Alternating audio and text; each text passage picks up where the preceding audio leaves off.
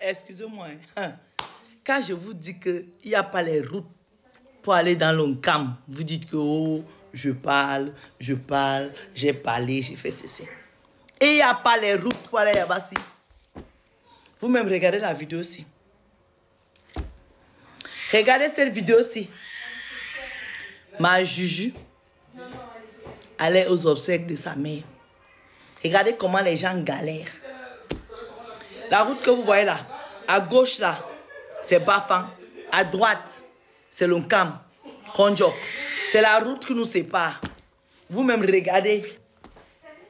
Regardez le calvaire que les gens vivent pour aller aux obsèques de leurs parents. L'Oncam est abandonné depuis 1900. Que l'Oncam est abandonné. Je vais vous mettre une autre photo, une autre vidéo des gens qui viennent de Yingi. Comment le pont est en bois. Le pick-up est tombé. Jusqu'à tous les sacs se sont renversés dans l'eau. Je vais faire une autre vidéo. Mais pour aujourd'hui là, je voulais vous montrer la vidéo aussi de Konjok. Konjok. Les gens du Oncam, les gens des Bafang là, les Bana et tous les restes, ils savent, c'est des voisins. C'est la route qui sépare. Vous-même regardez. Regardez la vidéo là. On peut vivre comme ça.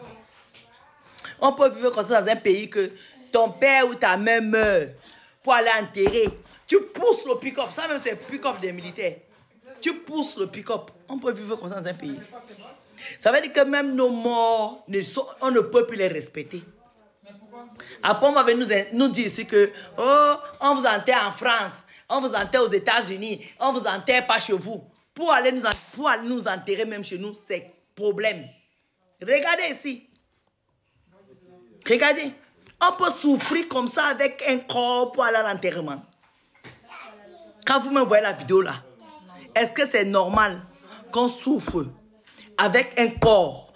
Non seulement tu as perdu ton parent, tu es dans la souffrance, tu es dans la douleur, tu es dans le désespoir.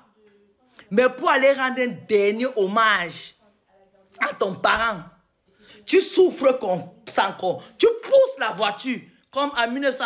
En 1900, même il y avait les voitures. Hein. Il y avait les routes au Cameroun. Il y avait les routes au Cameroun en 1900. Aujourd'hui, là, 2027, 2025, 2025, on pousse encore les voitures comme ça. En plein Nkam. Je vous dis qu'on est dans le Nkam. Je ne vous parle pas de Yingi. Je ne vous parle pas de Ndoktuna. Eh oui, oui. Parce qu'il y avait la route en Ndoktuna. Hein. Moi, j'ai mon grand-père qui était décédé en France ici. On était allé l'enterrer en Ndoktuna. C'était des visionnaires.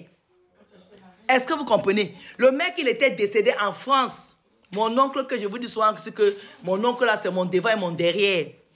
Edouard Mbarion. Mon grand-père était décédé ici en France. Il a dit qu'il meurt en France, mais on doit l'enterrer sur la terre de ses ancêtres. On l'a amené en Ndoktuna. Ça veut dire qu'il y avait la route qu'on a amené mon grand-père là. Il est décédé, ça fait 35 ans, je ne sais pas moi quoi. Qu'il est décédé, ça fait au moins 40 ans que mon grand-père est mort. Mais il y a 40 ans, il y avait la route qui partait en Ndoktuna. On allait l'enterrer là-bas. 40 ans plus tard, il n'y a pas la route pour aller là-bas sur sa tombe. Jusqu'à ses enfants ont vieilli. Mon oncle a 52 ans aujourd'hui, il ne trouvait pas la route pour aller là où on enterrait son père. C'est maintenant qu'on a dit le retour au village, on a retrouvé la tombe. Regardez comment les gens souffrent pour aller ici là, en Konjok. Parce que Konjok, c'est la ville. Eux, ils sont en ville.